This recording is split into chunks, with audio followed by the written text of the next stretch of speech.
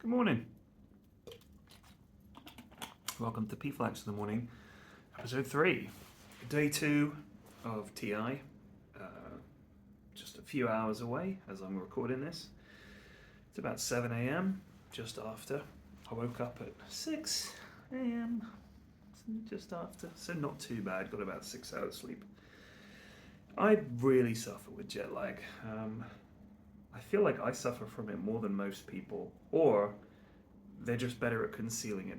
I can never tell. I actually get dizzy when I'm jet lagged. Like I feel completely, disoriented and like I'm gonna fall over and everything feels really weird. It's like being sick. They do they don't call it travel sickness, but they should. Air sickness, time dilation sickness. That's how it feels. But we're getting there. We're getting there. Being out in the daylight helps. Of course, yesterday I headed down to the arena when there were just 2 games left to play. So for anyone that doesn't know, you had a couple of best of 3s in the upper bracket and then 4 lower bracket games. All straight knockouts, all best of 1s. And I watched the first 2 from my hotel, then I headed over there to watch the other 2. And it was a nearly 2-hour marathon game, was the final game of the day. So everyone was expecting the day to finish a little earlier, and of course it didn't. It went a lot longer.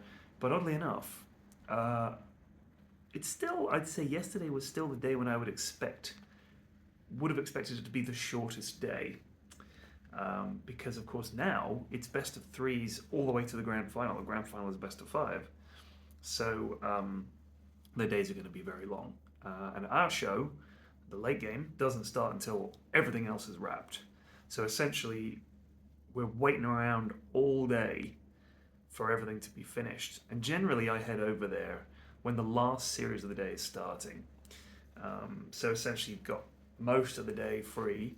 Recording some content today. Hopefully, it'll go out today's episode. If not, it can go out in tomorrow's episode. Going to a sort of Singapore landmark with a Doa legend and film that. So that should be fun. But yeah, last night's show we had me. I had Slacks was my co-host, and then we had Jack and Quinn on as guests. And I thought, let's get into this series of late games with.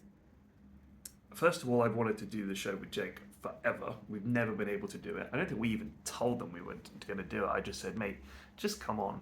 He said, I can do this every night, no problem. So it's going to be me and him as far as we can, just the 2 of us doing the late game. Because, if you ask for permission for these kinds of things, people might think twice. They might say, well, if you just do it, they'll realize, no, this is good.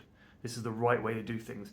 Jake and me together at last makes me very happy. Because I've known him for years now, and we've always pitched a show, just the 2 of us goofing around, and they were always like, no, we need you for other things. So if you just say, you know what, I could do with a co-host. We've got 4 chairs. Jake, come on. He was like, yeah, go for it. Job done. No need to faff about wasting people's time. They've got a whole tournament to run. Our stupid little show is the least of their concerns. So got Jake on. And then Jack and Quinn are just top lads, really, really good lads. Obviously, they got knocked out very early, very sad. But, they're mature lads. You can say to them, look, guys, do you mind coming on? They were like, yeah, sure, let's do it. I think, obviously, as you get a bit more mature as a player, you can cope with the knockouts a little more, And the NA teams are used to get knocked out anyway, so, no problems there. The games yesterday were fantastic. Surprises coming out of everybody's ears. I couldn't believe it. RNG getting knocked out. Everyone was like, they're a really good team. EG doing great in the groups. They're getting 2-0'd. PSG LGD going down to the lower bracket as well. Hokori picking Beast Coast, losing to Beast Coast. It was crazy. It was a crazy day. It really was. Record-breaking day. Longest game at a TI. Biggest gold disparity, I think, ever. Jake and I were like, there cannot have been ever a game with 138k net difference. That's just insane. They had a Pyro hat as well, which accelerated things. If you don't know what any of this means, believe me, imagine... I'm trying to think of another game that could just go on forever. Imagine, I can't actually. You're just going to have to trust me. It was nuts. So there were some complaints yesterday. People complaining that some of the players have said that they can hear the commentators, and I honestly have no idea if that's the case. There are, yeah, I don't know. I mean, if the players are saying it, obviously something needs to be looked into. But yeah, it was crazy. It was crazy. The reaction that got, and then Somnus saying he's going to retire from Dota. He said, "My youth is gone," or something like that. My youth is over. Kind of implying that he'd seen this as a young man's game. He's just going to dally with Dota for a bit and then go and be a grown up and get a real job. I guess that's what he was implying. It's pretty crazy. What else happened? Obviously, James came back. Now, there was chat about him doing this for a while, and when I went out to Stockholm, he mentioned to me that he'd been approached, and what do you think? And I was like, you've got to do it, because for a start,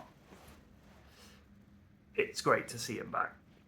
Also, if Valve comes and apologizes, essentially, which is what him offering the job to come and host is, kind of like an olive branch, right? If someone offers you an olive branch like that, and you say, I'm busy, you know what I mean? That's kind of like, all right, well, that's never coming back. So I think it's really nice to see that he was offered that second chance to come back. It's essentially by way of saying, look, come on back. We can put all this stuff in the past. Come on back. I think it's really nice. I think it's good to see him back.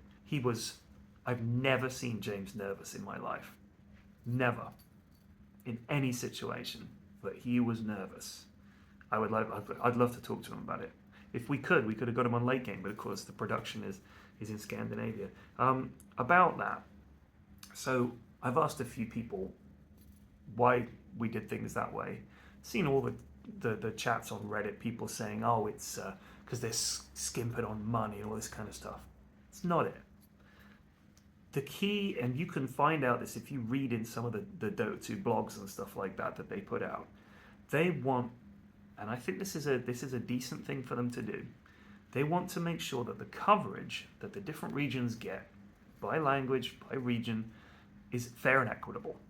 If you say that we're going to fly all the English language talent out to Singapore, and they get the main stage, they get the arena audio, they get all the caster booths out there, they're the main cast. Well, South America, the Spanish language casts, China, Chinese language cast, Eastern Europe and the CIS region, the Russian language casts. What are they? What are they? Chopped liver? For a start, those regions are the biggest regions for Dota. Not North America, not Europe. It's like those three regions, right?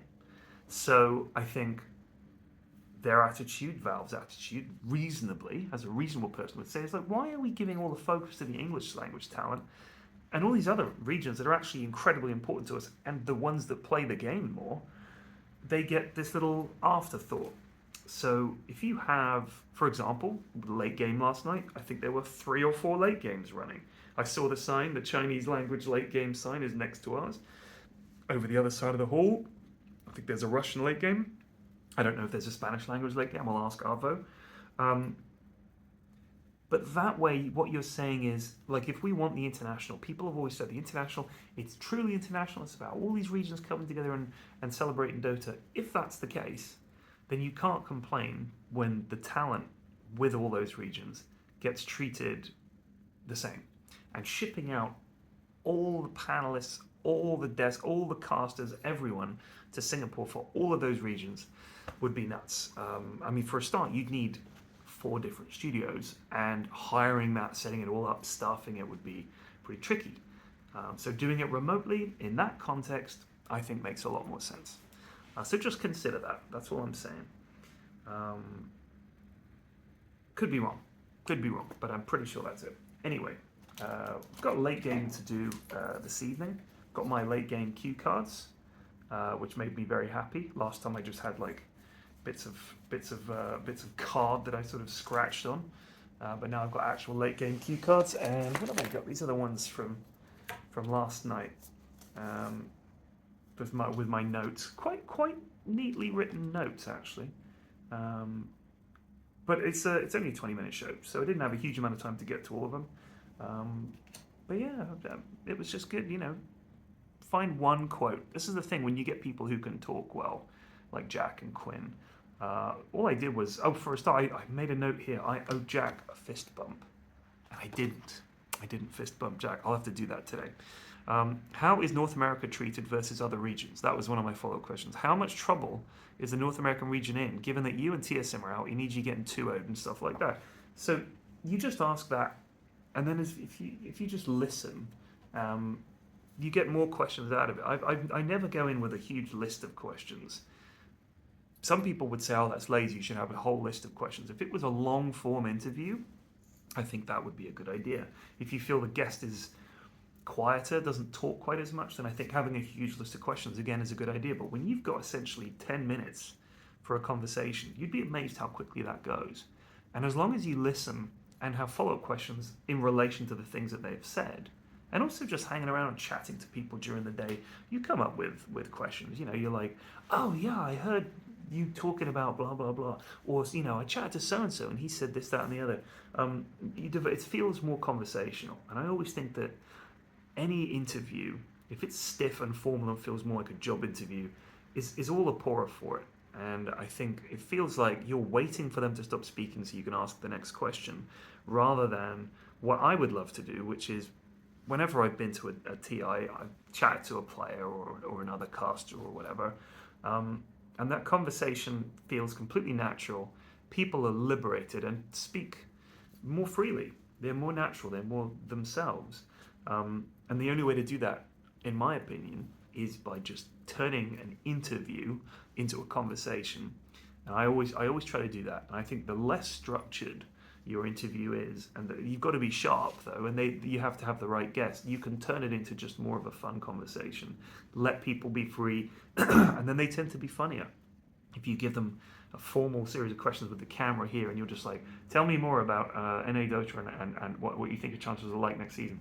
And then they'll answer the question. You'd be like, not the best running. What have you got planned next for your team after this disappointing result? It's like just boring. It's straightforward. It could have been. You could have emailed them those questions and got the responses, and you already know. You already know what the answers are going to be. And anyway, I'm fucking rambling. Yeah, late game went well.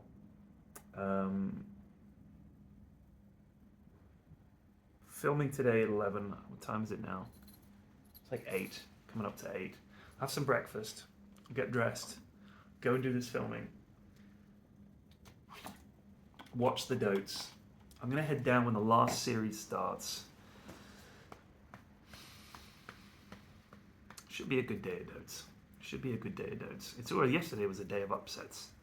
But that was one of the questions I asked was like, can you call these upsets when the difference between these teams is apparently not that great? And I really don't think it is. I don't think the difference between these teams is big, and it's nothing like we've seen in previous TIs. Cast your mind back to TIs of yore, and there were some teams that were just fucking dog shit. No offense, they're still better than any team I could put together, but in terms of being professional teams, no way, man. They're like super bad. And people question, why are they there? Why are they there? This is silly. This is how you build regions up. And now you look at the teams coming from all around the world, and they're incredibly strong. I have no idea who's going to win this TI. If you think you can predict who's going to win TI, you go ahead and put it in the comments. I guarantee most of you will be wrong. It's almost impossible to predict this year. Although personally, I never predict. It's like a curse. Look at Kyle. Look at what he's done to Pro Dota. He's cursed many teams. Brutal. He cursed EG. He said EG are going to win it all this year. And Crit was like, what the fuck? And then, of course, they got 2-0. Anyway, I'll see you guys tomorrow.